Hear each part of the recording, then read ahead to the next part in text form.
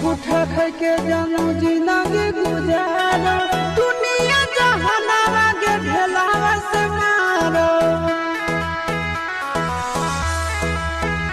आगे झूठा पुठा खाई के